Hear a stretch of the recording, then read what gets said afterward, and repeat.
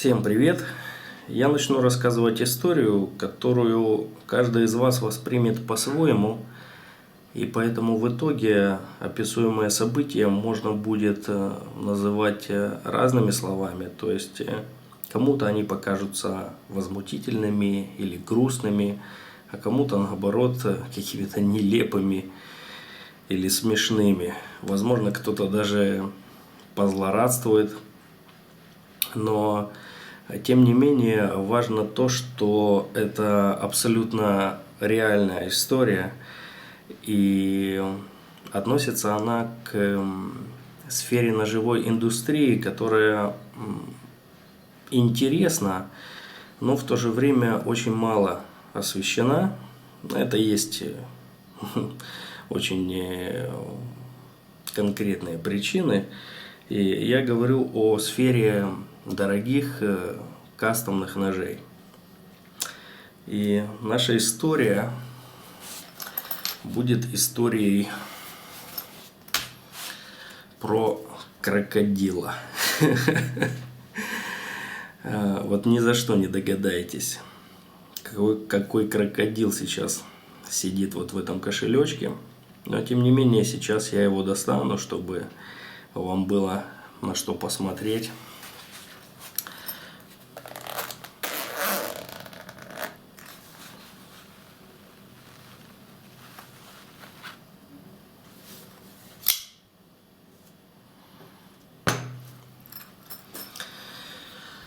Вот такой вот крокодил.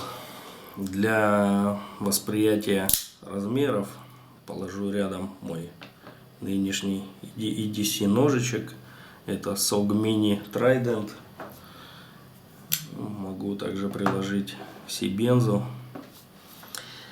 В общем, видите, какой огромный нож. Ну а теперь, естественно, сама история.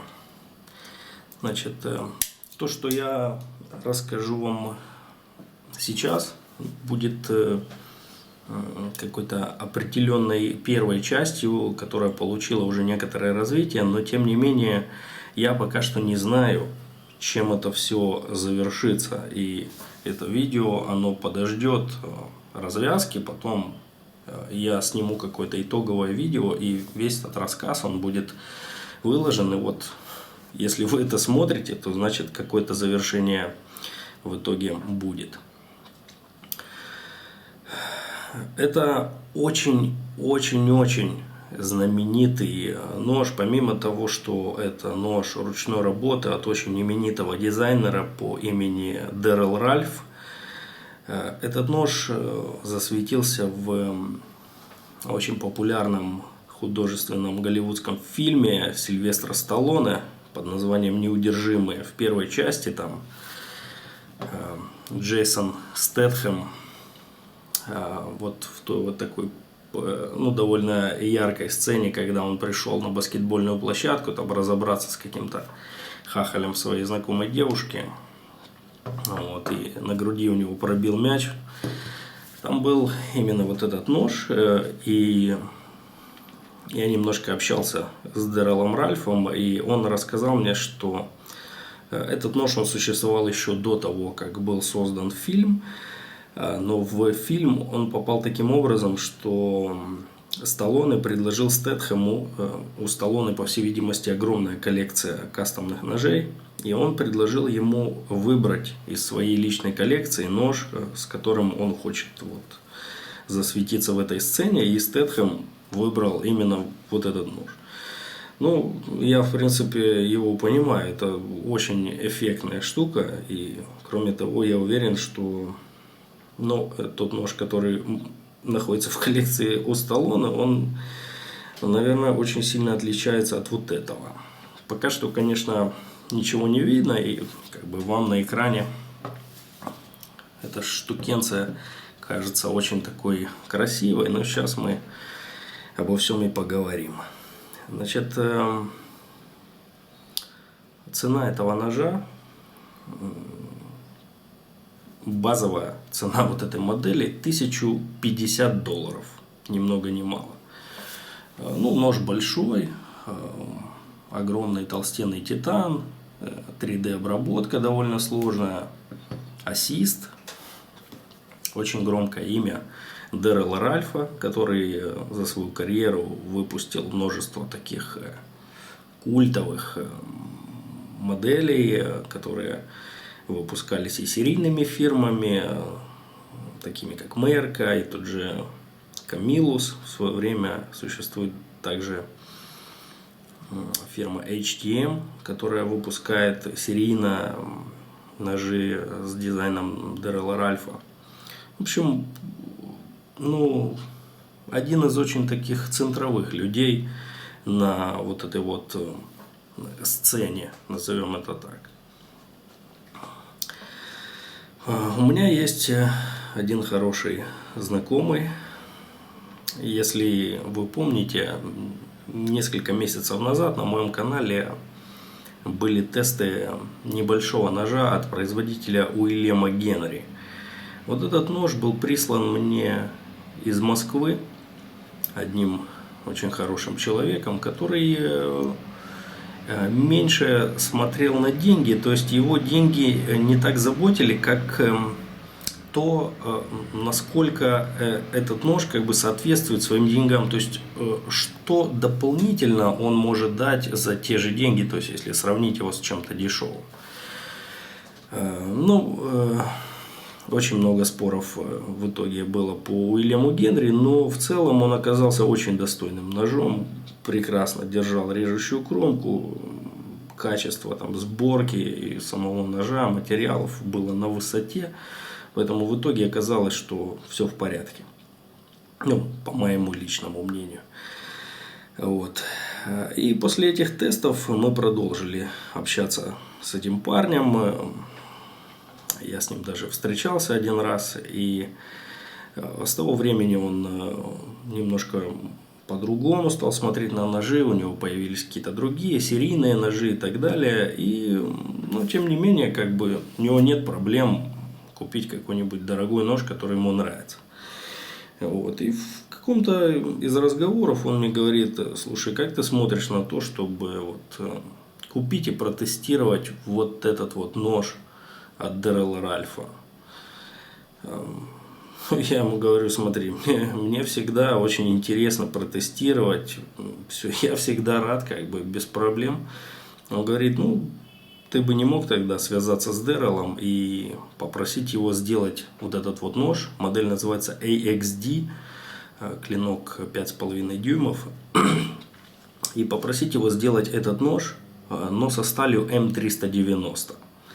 М390, вы понимаете, почему был запрос именно на М390. Эта сталь нравится многим, и как бы на серийных ножах она сейчас просто взрывает мозг. Вот. Я зашел на сайт Дэррела. У него были некоторые ножи в наличии, включая вот эту вот модель. Но все они были в базовой комплектации со сталью S35VN. То есть вот за $1050. Тогда я написал письмо лично Дэррелу: так и так, не мог бы ты сделать вот этот нож, но с М390. Дэррел довольно быстро мне ответил и говорит: смотри, я могу сделать и из М390, но обычно я с ней не работаю, то есть мне придется отдельно заказывать эту сталь, калить и так далее, и поэтому придется подождать 3 месяца. 3 месяца ждать не хотелось. И я так параллельно, то есть писал имейлы и звонил к ним туда в офис. И как-то раз я позвонил, и Дэррел как раз был там возле... ты попадаешь там сразу на секретаршу, когда звонишь в эту фирму. Вот. Дэррел был недалеко, и он говорит: у нас сейчас есть очень крутая сталь CPM S110V в наличии, и мы можем запилить вот такой вот нож буквально за 2 недели по цене М390. То есть нужно еще отметить, что за изменение стали нужно было добавить к цене $150. То есть М390 или S110V это было равнозначно, поэтому Общая цена ножа выходила в $1200. Нож приехал вот в этой вот коробочке. Я понимаю, что это, конечно, сумасшедшая цена. Но вот платежка AXD 5.5 S110 1050 и 150 $1200 в итоге стоит этот нож. И было обещано то, что нож будет сделан за 2 недели. Ну, так, в принципе, подумав, мы решили, что S110V тоже будет очень даже неплохо. Если этот нож еще и попадет на тесты, так вообще зашибись. Вот. Поэтому, в принципе, Дэрил просит обычно предоплату, там, по-моему, $300, все остальное потом. Вся сумма была внесена сразу. То есть, ну,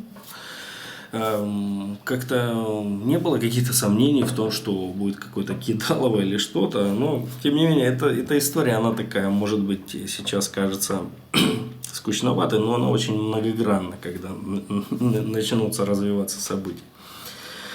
Вот. Была заплачена вся сумма, все 1200. Вот. И мы стали ждать. Прошло 2 недели.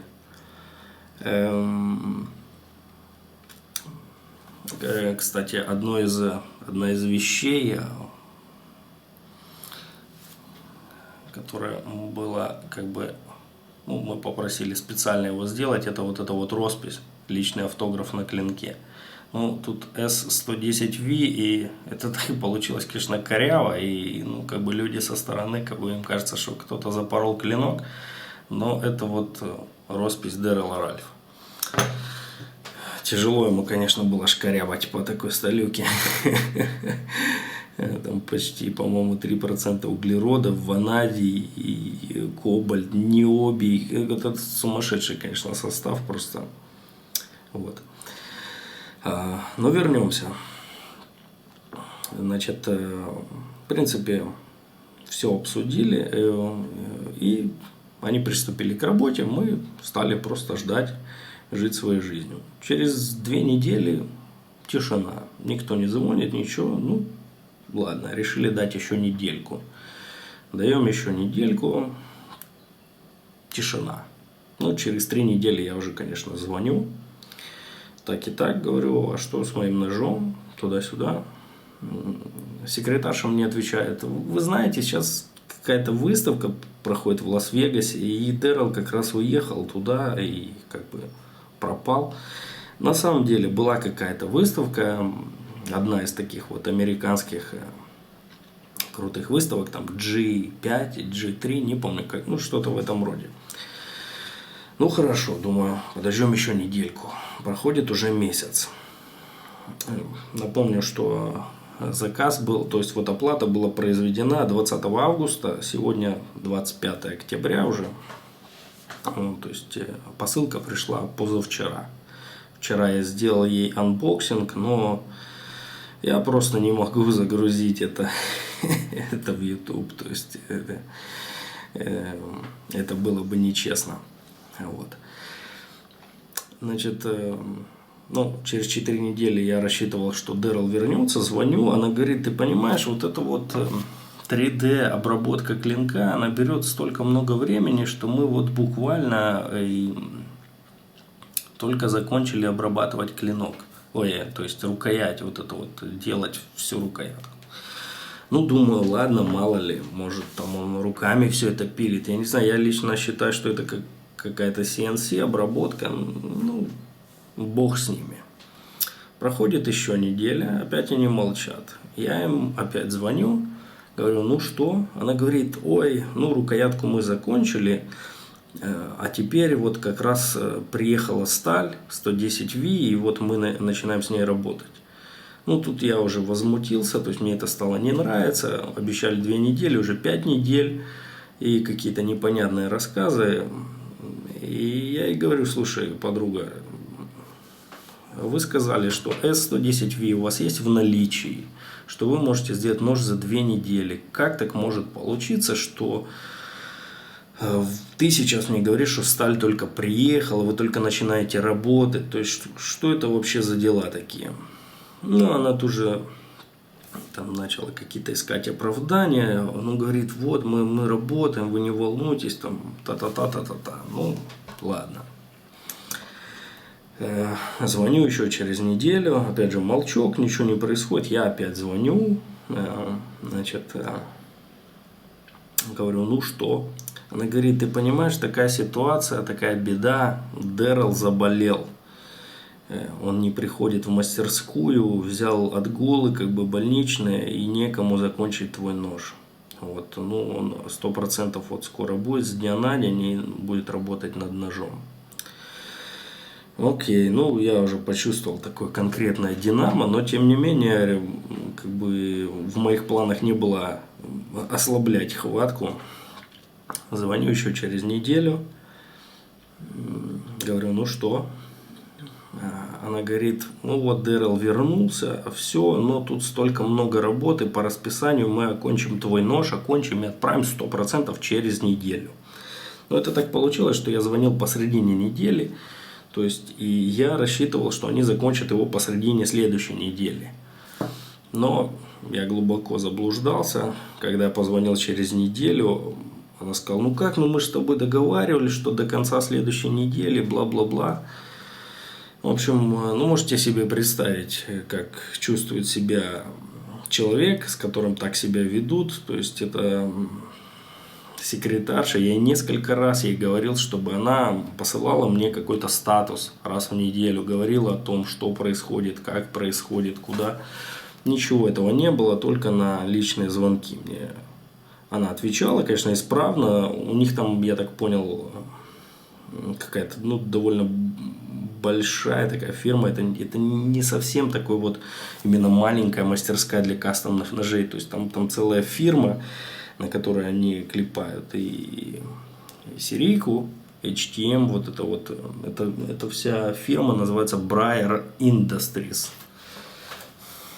Сейчас попытаюсь показать вам. Вот тут вот Brayer Industries Incorporated, это вот фирма, под которой сидит кастомная мастерская Дэрила Ральфа под названием Custom Knife Designs. Вот. И это вот имя секретарши Лейси Эллис. Вот это вот Лейси динамила меня, конечно, по-страшному. Вот. Но я уже, конечно, решил додавить все, как бы там, последние 3 дня я звонил каждый день, и в итоге нож отправили. Она там вздохнула, наверное, с облегчением, но говорит, все, нож отправлен, все скоро будет. В итоге нож приезжает ко мне. Ну, можете, наверное, представить некоторое мое изумление, когда достаешь из коробки вот это вот. Он еще и с ассистом. Блин. Ну, монстр. И первые впечатления, они такие просто ах. Просто ах. Не знаешь, что сказать. Но потом немножко как бы... Первый такой восторг спадает. Посмотрите, ну, как бы задумка, конечно, крутая. Реально крутая.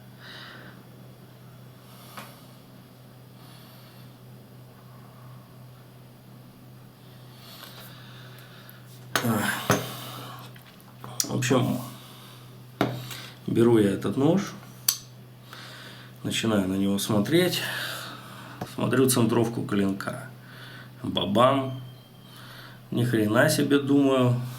Начинаю так его шатать. Вижу, что он шатается. Но в принципе, как бы он шатается здесь во многом из-за того, что шайбы очень маленького диаметра. В принципе, тут ничто не может его держать. Но, знаете, меня это мало волнует. Как бы я заплатил, ну, образно говоря, да, $1200. Это огромная сумма, это очень хорошая месячная зарплата, я бы сказал. И мне дают клинок не по центру. Мне плевать, какие тут шайбы на самом деле и все такое. Ну ладно, я подумал, посмотрим, что тут еще, как тут. То есть, возможно, это если это единственный косяк, то, может быть, с этим можно как-то смириться, посмотреть туда-сюда. Беру клинок, начинаю на него смотреть. Здесь такой сделан продольный сатин. Ну, надеюсь, что вручную, да. Вот. И начинаю смотреть на заточку. Обратите внимание. Заточка, здесь даже ни намека нет на какую-то качественную заточку. То есть, ну не знаю, Ален Илишевец за вдвое меньше денег дает отличную режущую кромку, полированную, зеркальную, красивую, по крайней мере. Здесь даже красоты нет, я уже не говорю про остроту. Не знаю, на чем это можно показать. Листика А4 у меня нет, это такой тетрадный, но нож просто не режет. Он никакой.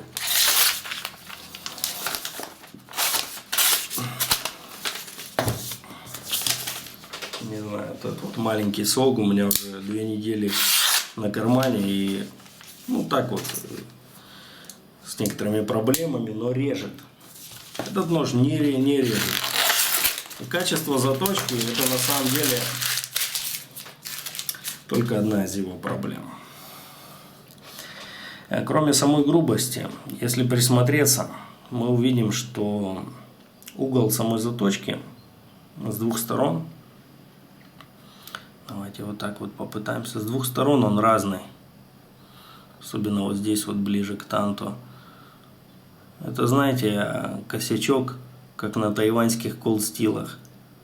Я думаю, вы видите, что с одной стороны как бы шире, с другой уже. Естественно, сама линия подвода, ширина с одной стороны шире, с другой чуть-чуть уже. Не намного, но тем не менее, это вот именно вот эта разница угла.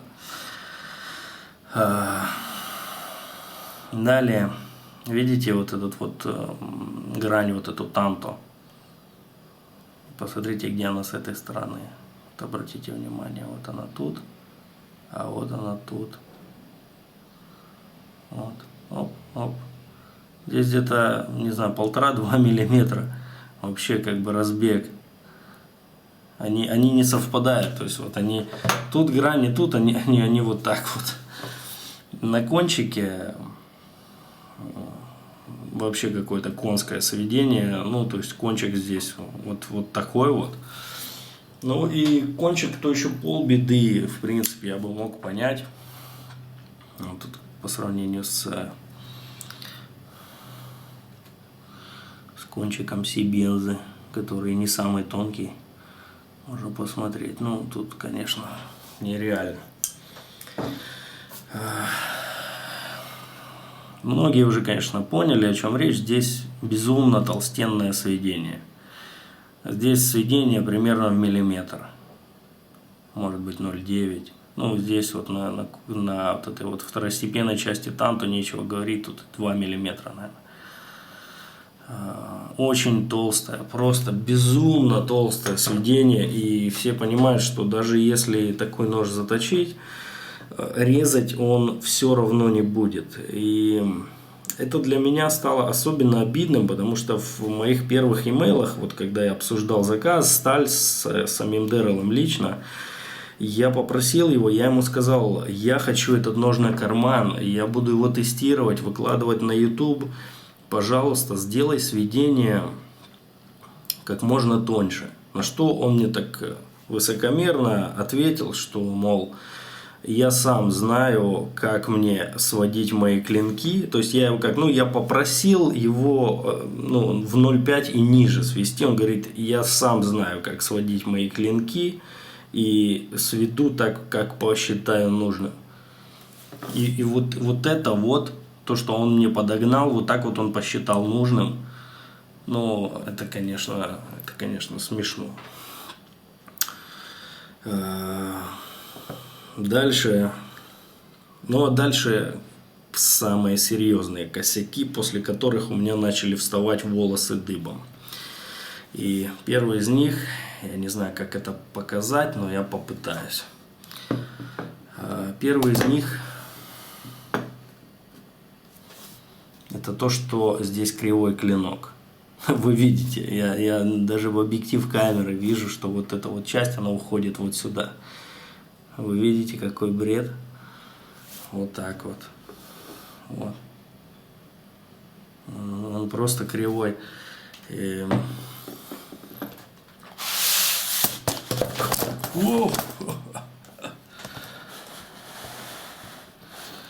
Бедная моя камера чуть не улетела. Значит, вот так вот можно, наверное, это приложить. Видите, какое расстояние вот между клинком и коробкой, зазор. Я переворачиваю, придавливаю в том же месте, и мы видим, что клинок абсолютно плотно лежит здесь.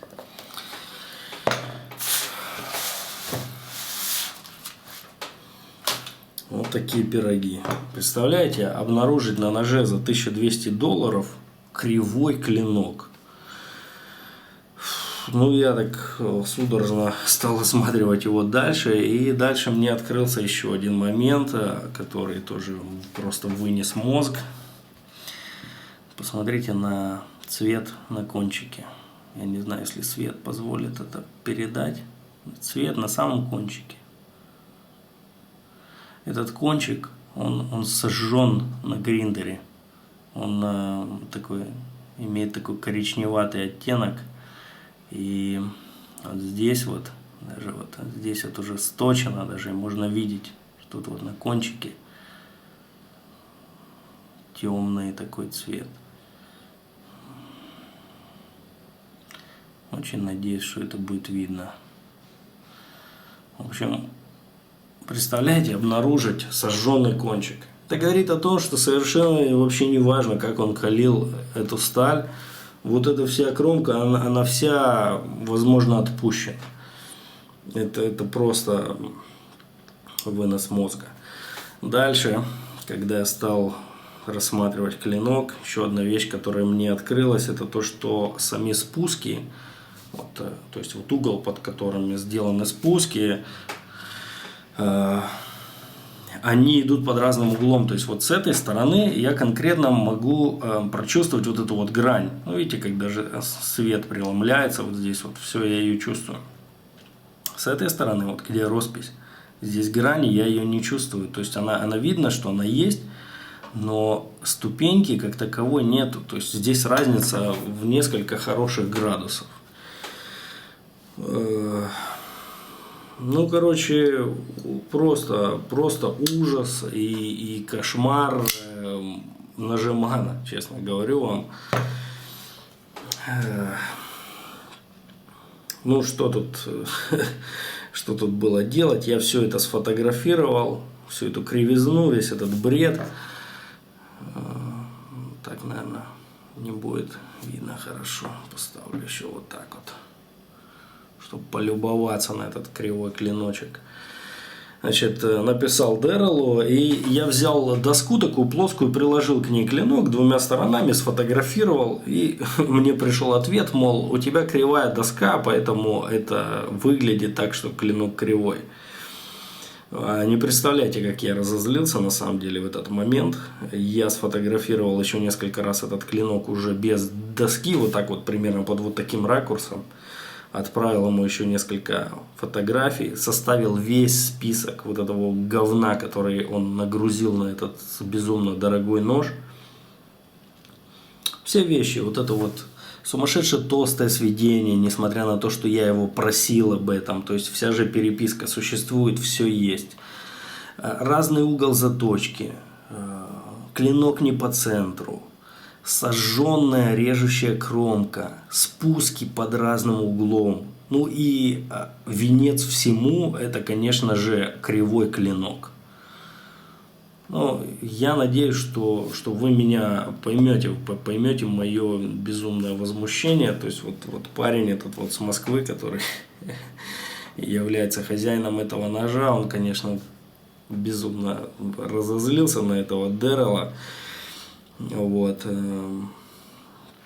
Но как бы было решено не пороть горячку, сразу не заливать какие-то там разоблачительные видео на YouTube, а как бы все пустить своим чередом, то есть чтобы все работало, как это должно работать.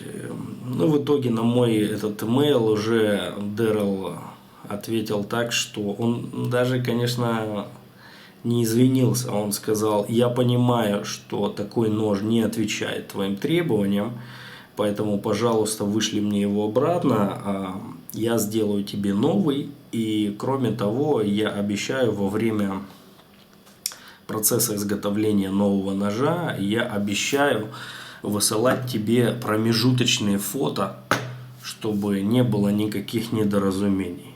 И я считаю, что это правильно. Конечно, я понимаю, что нужно запастись терпением, пока этот нож доедет до Америки теперь, пока они опять начнут делать. Но я ему написал имейл, чтобы он поставил этот проект на очень высокий приоритет, потому что я не планирую просто сидеть и ждать сложа руки. Я буду звонить ему и долбить его, и давить на него, чтобы они сделали этот нож как можно быстрее. Потому что в противном случае Дэррел просто позорится на весь интернет. Я и так считаю, что вот такой казус, да, это не что-то такое, вот что-то вот одно. Знаете, у меня вообще ощущение, что этот нож делал не Дэррел Ральф. То есть я не понимаю, как кастомный найфмейкер может делать вот такое. То есть найфмейкер с таким именем. Может, какой-то левый подмастерье. Может быть, как-то это вообще, может, он пьяный был, когда его делал. Но у меня в голове не укладывается, как можно продать человеку за $1200 вот такое. Как бы. Это просто не кондиция. Это не то, что... Ой. Ну что ж, интересная история, которую не услышишь каждый день. Я думаю, получилось, наверное, очень долгое видео. Но, тем не менее, то, что будет происходить сейчас, нож будет запакован и отправлен нашему уважаемому Дэррелу Ральфу. Я надеюсь, что вот этот нож мы больше никогда не увидим. Увидим новый, красивый, бескосячный, тонко сведенный, идеальный AXD 5,5 дюйма. Такой нож, которым можно гордиться. Все. Спасибо за просмотр. Пока. Бай-бай.